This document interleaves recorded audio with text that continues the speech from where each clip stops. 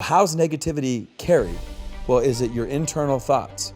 Well, if you're dealing with trying to change internal thoughts, then you got to go to affirmations and you got to go to imagery, you got to go to visualization. Very difficult skills. Well, we started to look at the externalization. Well, if somebody says something out loud, it's 10 times more powerful than if they think it. And then as we started to study the data, particularly data that was just reinforced by Christine Porath from Georgetown and Harvard, that negativity is a multiple of 4 to 7 times more powerful than positivity. So think about that. If I say something out loud, it's 10x. If it's negative, it's 4 to 7 times more powerful.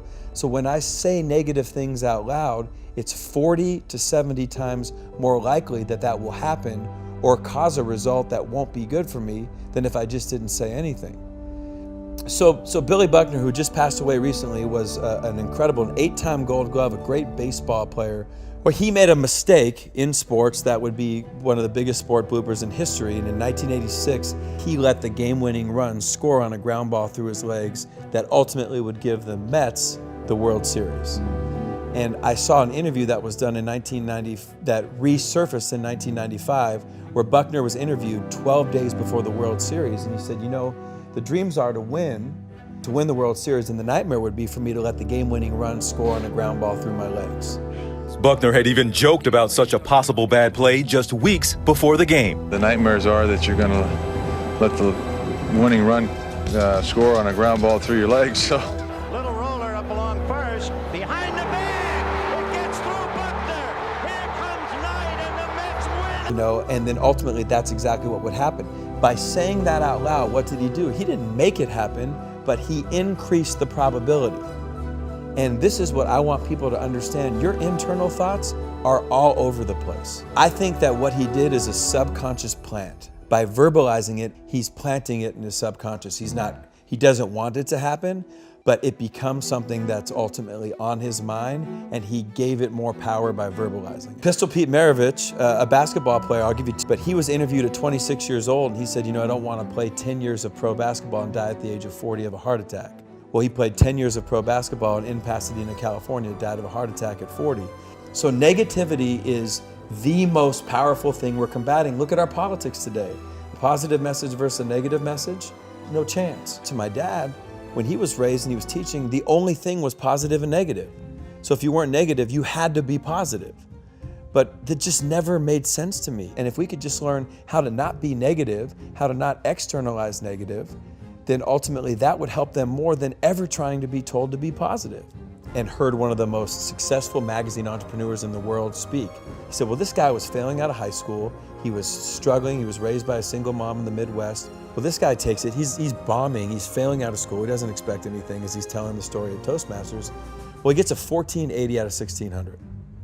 And his mother, doing what any mother would do, knowing her kid, says, did you cheat? Right? She knows her son. And he says, I swear to God, I tried to cheat, but the way the numbers were and the scantrons and the bubbles, you couldn't cheat. He decides it's because he realizes he's smart and he's going into his senior year, he says, I'm going to go to class.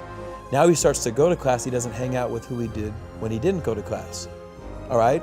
Teachers see him in class and they said, hey, maybe Franklin Pierce, maybe we missed the boat on this kid. So they start to treat him differently. Well, as the guy would tell the story, he graduates, goes to a community college, goes on to Wichita State, goes on to the Ivy League, and becomes this massively successful magazine entrepreneur. So I said, okay, that's not the story, and this is what I want you to understand. He said, 12 years after all this guy's success, he gets a letter in the mail from Princeton, New Jersey. Doesn't think anything about it. The next day, his wife says, you're gonna open it. He opens it. True story, turns out the SAT board will periodically review their test-taking procedures and the policies.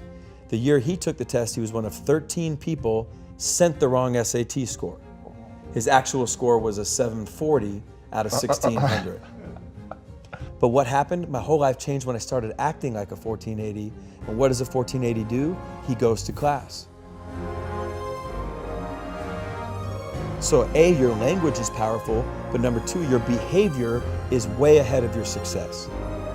And so many people let their feelings dictate what they do as opposed to throw your behavior out there. Your behavior is what's going to change you. Don't say stupid shit out loud. You also have to start by asking yourself, What do I want and why do I want it? Why don't I have it?